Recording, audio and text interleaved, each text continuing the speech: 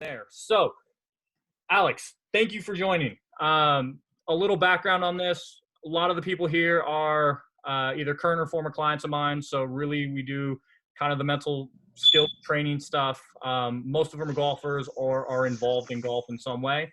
And I thought that considering your background at USD, considering the tour aspirations you had, you would be an awesome person to kind of pick your brain about.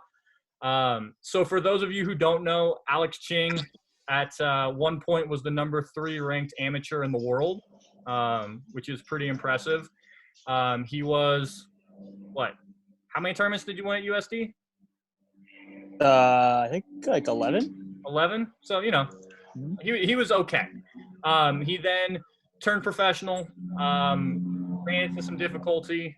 Wasn't exactly the pursuit for him, and now he's in financial investment. So, sort of my perspective on Alex, what I noticed is he was arguably the most competitive person that I've ever come across, pretty much ever. So, Alex, can you talk a little bit about the way that you approached college golf? So when you came to USD, how did you approach it mentally?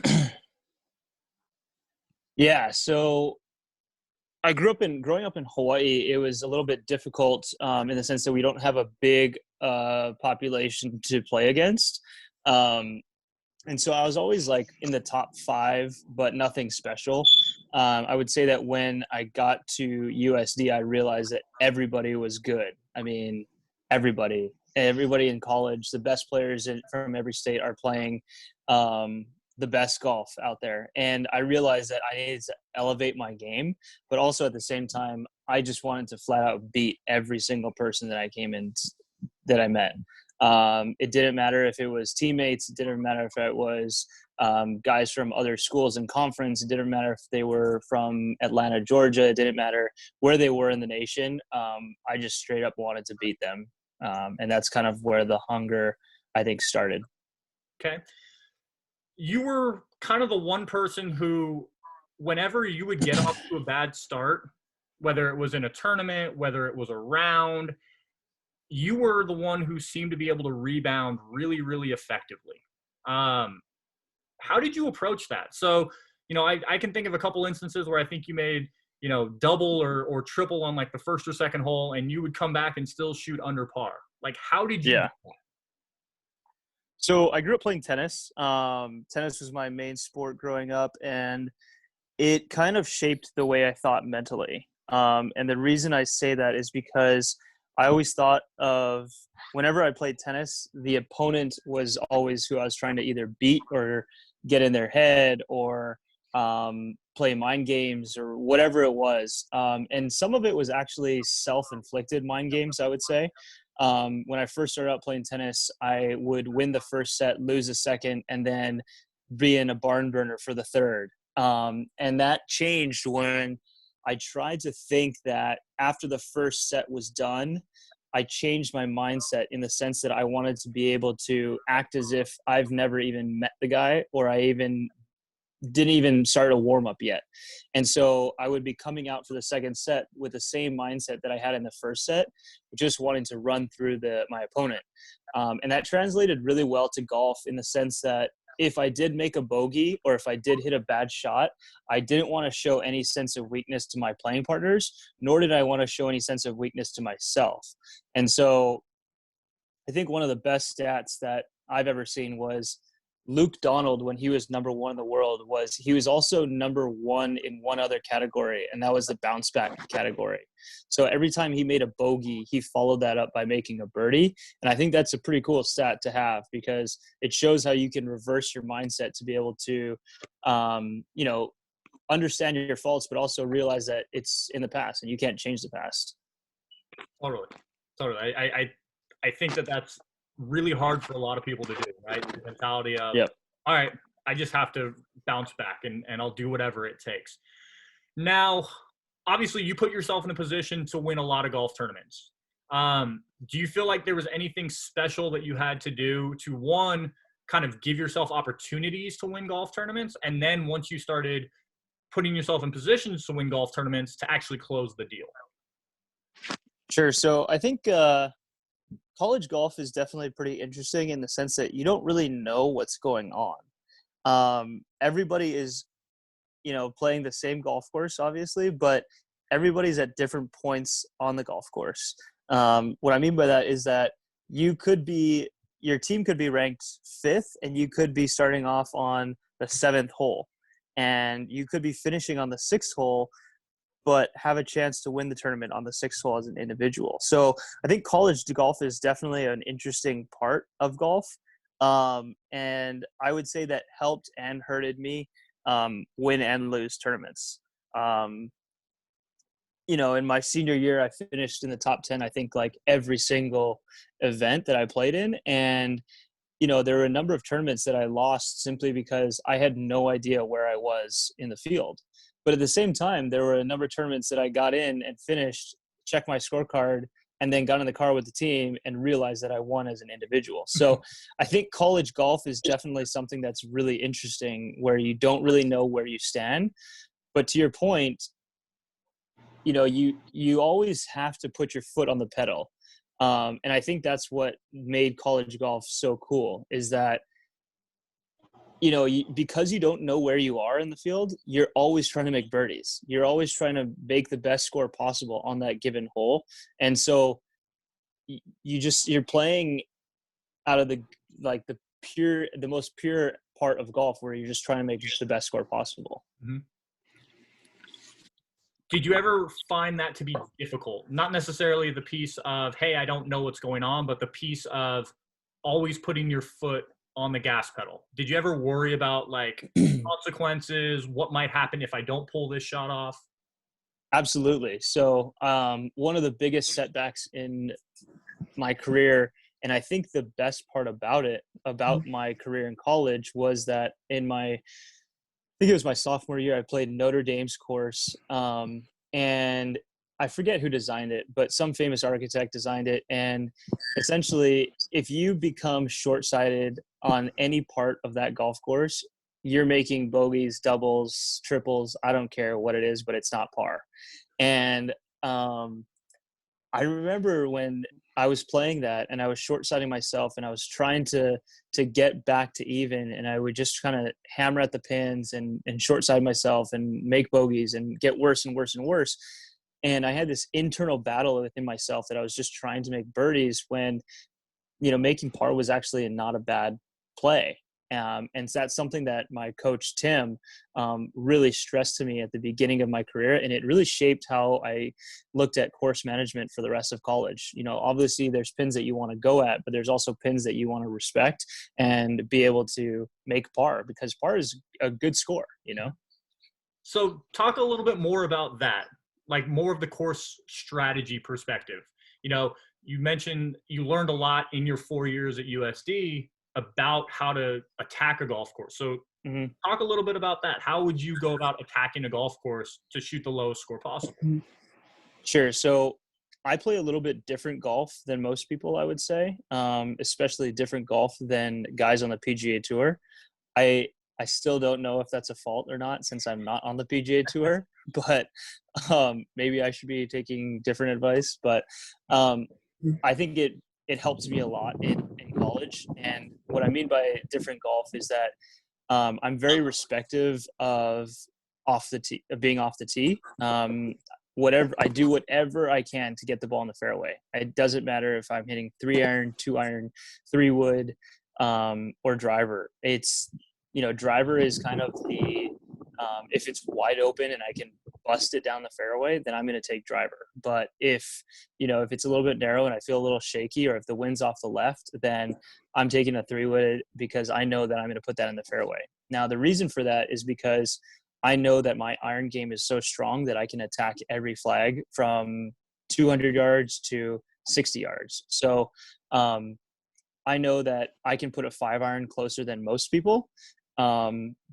And I know that I can still make birdie from 200 yards in the same way I can make birdie from maybe 150 or so.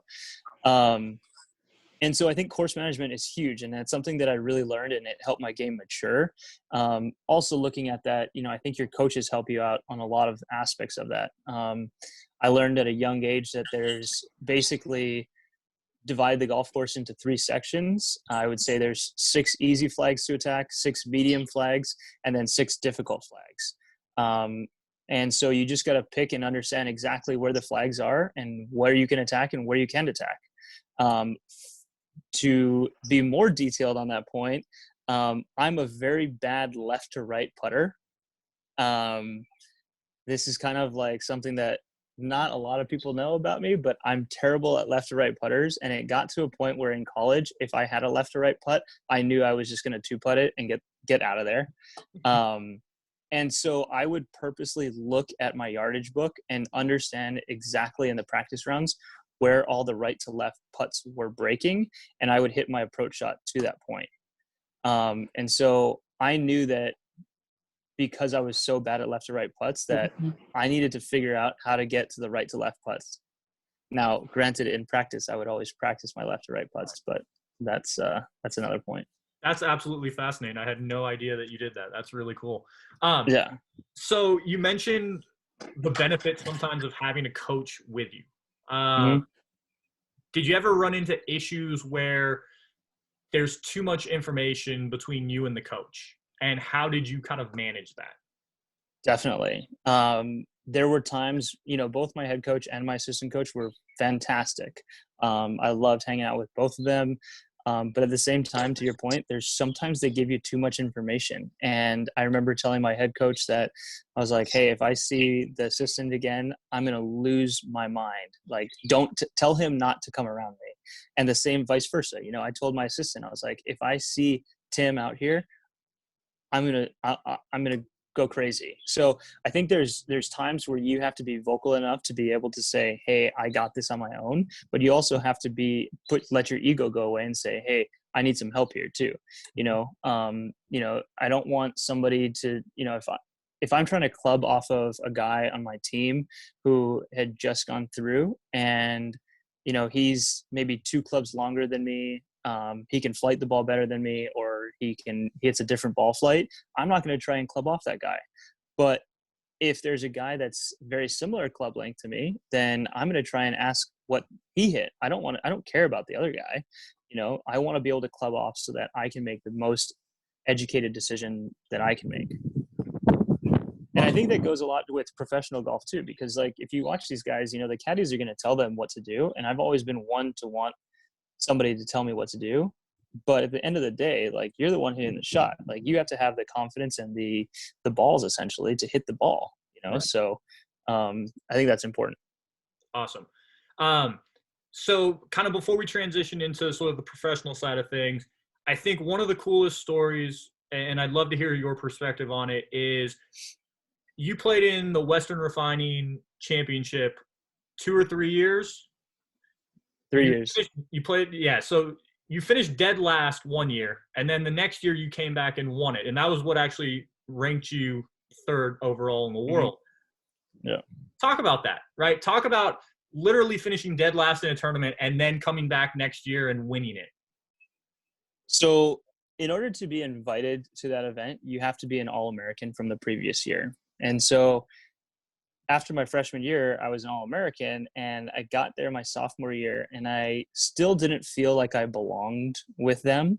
Guys like Russell Henley, Harris English, these big name golfers that are on the PGA Tour today were all there, and they became my friends, but I still didn't feel like I belonged out there with them. I just grew up as kind of a tennis player in Hawaii, and then I went to a Division I school, but a pretty small Division I school, so I still didn't feel like I belonged out there with them. And that was the first year. I remember I called my coach. I called Tim after the second round, and I was like, dude, what am I doing out here? Like, I shot sub 70s the entire fall, and I can't break 75 right now.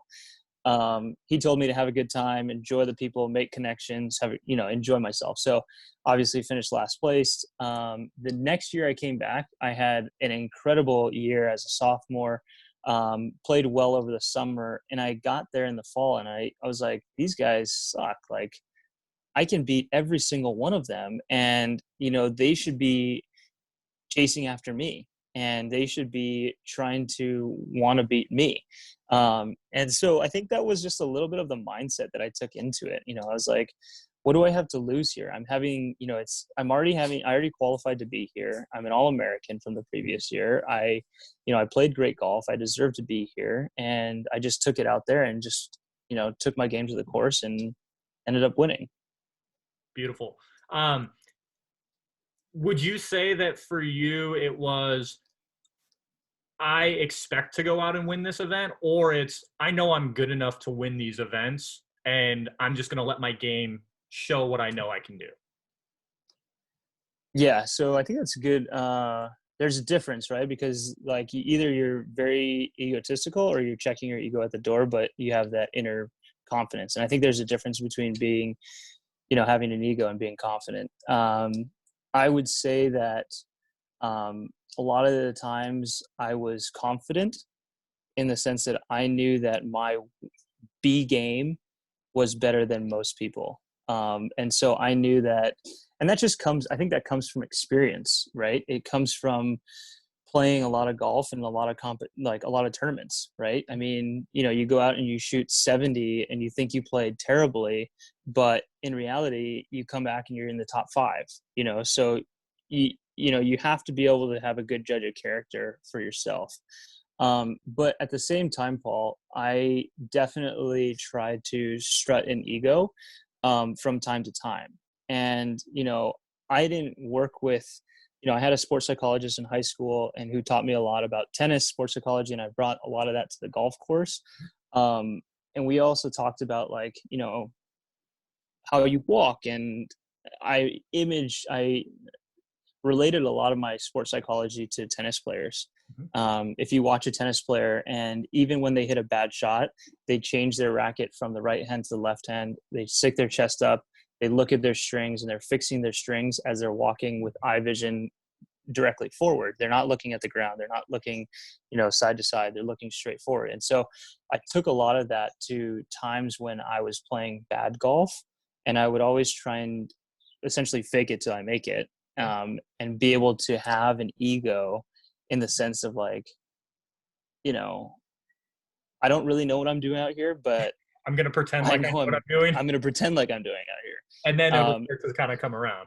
Exactly. I remember one time I was playing terrible golf leading up to the tournament, and I was walking down the hallway with one of my teammates, and he was like, why is your chest sticking out so far? And I was like, it was so subconscious for me that I had no idea that I was doing it.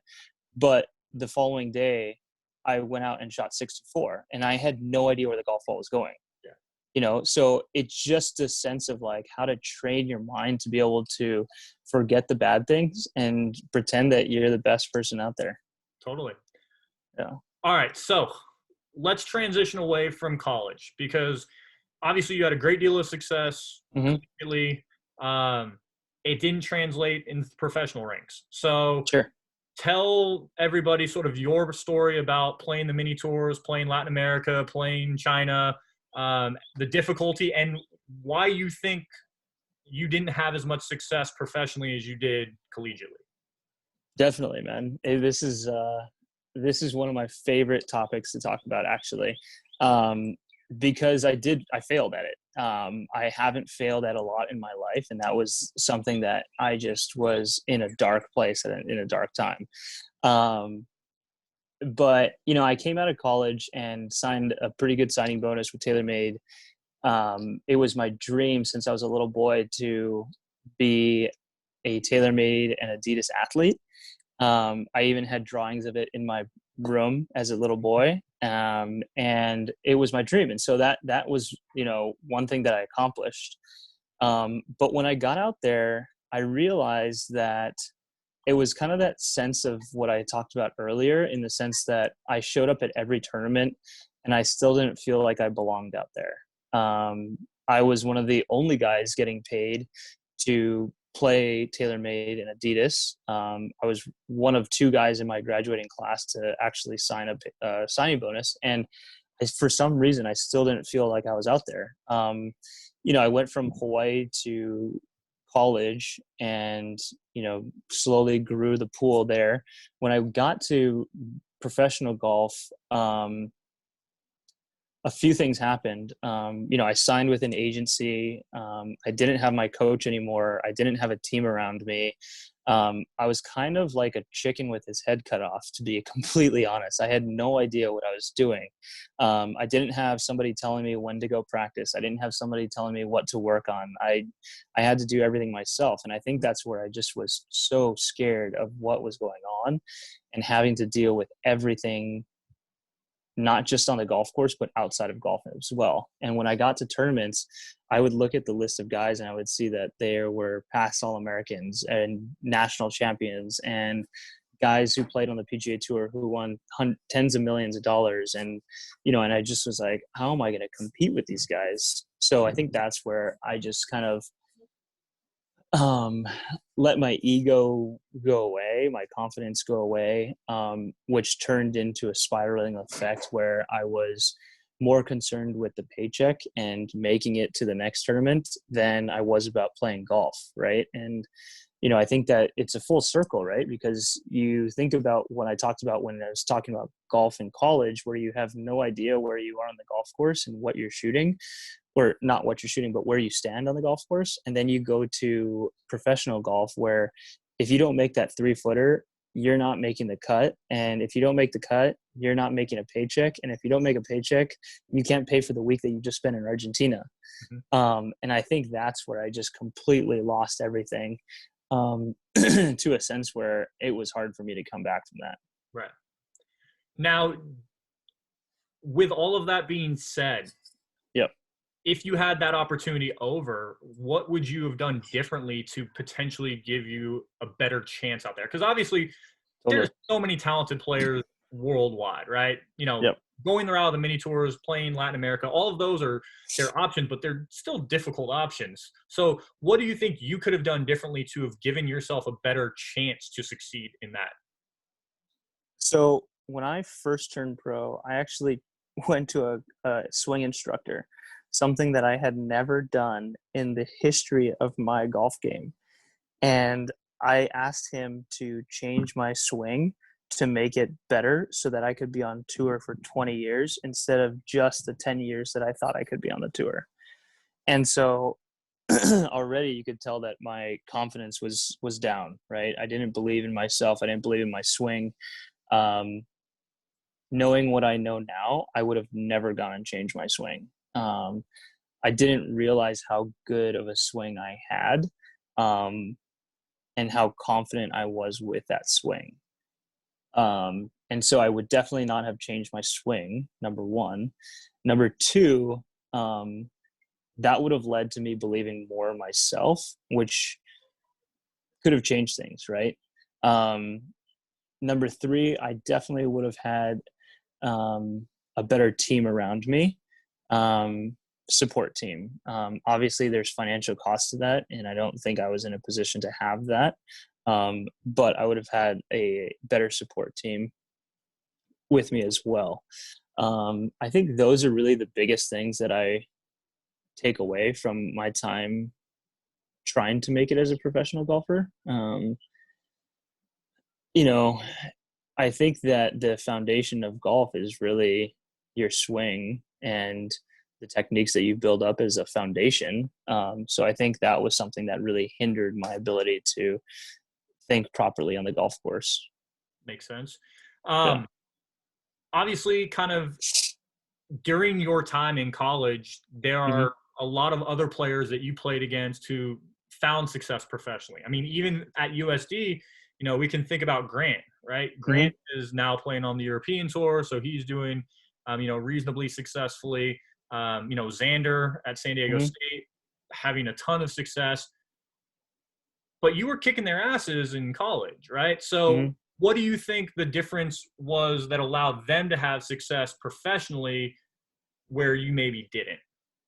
Yeah, no, I think that's a great question. So it's funny because one of my best friends is Evan Emmerich, who's assistant coach at San Diego State. And we were actually just chatting about Xander and how we were talking about, when we were in college and putting on the putting green, and it seems like he was such a little boy and now he's, making $20 million a year kind of guy.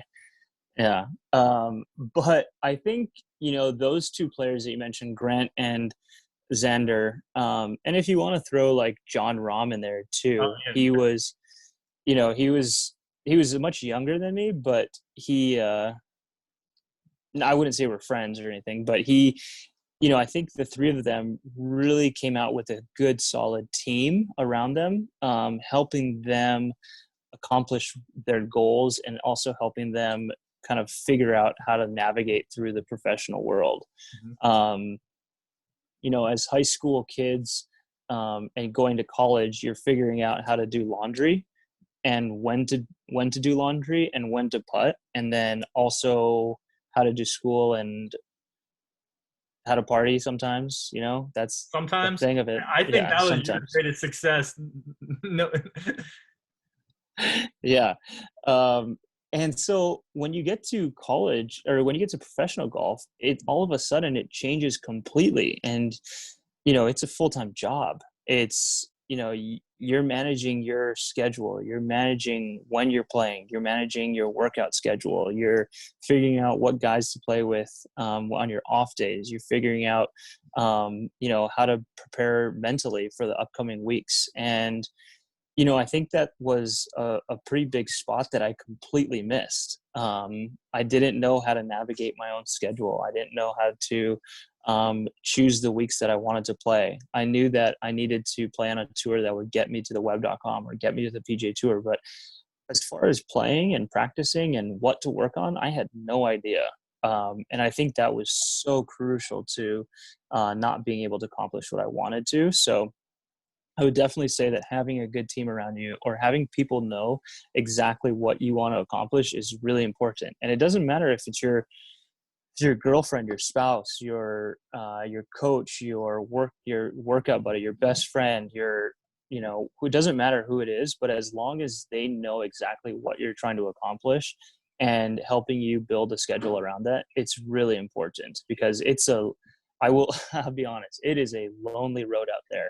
And it takes a lot of time to work at, but it can be a fun road too. that's awesome. All right, so we got about 5 more minutes left in this call, just for everybody. The call will probably end. I'll get the second meeting set up. It'll just jump right back in. So log out, log back in, and you'll be able to jump right back into the new session. Alex, if you want to stick around, by all means, I'd appreciate Mm-hmm. it. If not, I totally understand. So I guess before we wrap up, what would be your biggest advice for these college guys? One, how can they finish their careers successfully as much as possible, and how can they continue to improve? And then if they decide to go the route of professional golf, what should they be doing now to lead to that? Biggest advice that I can give for college golf is to really try everything. I mentioned that I was on TaylorMade and it was my dream to be TaylorMade, but if I could go back and do it, I would try every single brand of equipment that would give me equipment. And that's one. I think the second thing would be to see how low you can go and see how hard you can work at something. There's tons of guys that are on the mini tours, PGA tours that were Division III golfers, non-scholarship athletes who all of a sudden made it to the PGA Tour. So, clearly hard work will pay off for everything. Besides that, I think life in the professional world, get a good team around you. Make sure everybody knows what your goals are and pushes you towards them. Don't have anybody telling you that you can't do something. Don't have anybody telling you that you're not good enough. Believe in yourself and just go attack it. Totally. And not to like toot my own horn for a second, but I would like to think that had Alex brought me on, we wouldn't be having this conversation right now. So, kind of take that for what it's worth. Yeah, exactly. Team, right? That's all I Team, was right? talking about. Exactly. Yeah, Exactly. I could only do so much working with the team at USD and not you individually. exactly. All right. I guess any final thoughts on your end before we open up for questions in the new meeting room? No, Okay. But I can stick around. I got 20 more minutes, so I can stick around for questions if you want. Appreciate it. Well, I'll go ahead, shut this meeting down. Everybody go ahead, jump into the new one, and we'll get Q&A over there, okay?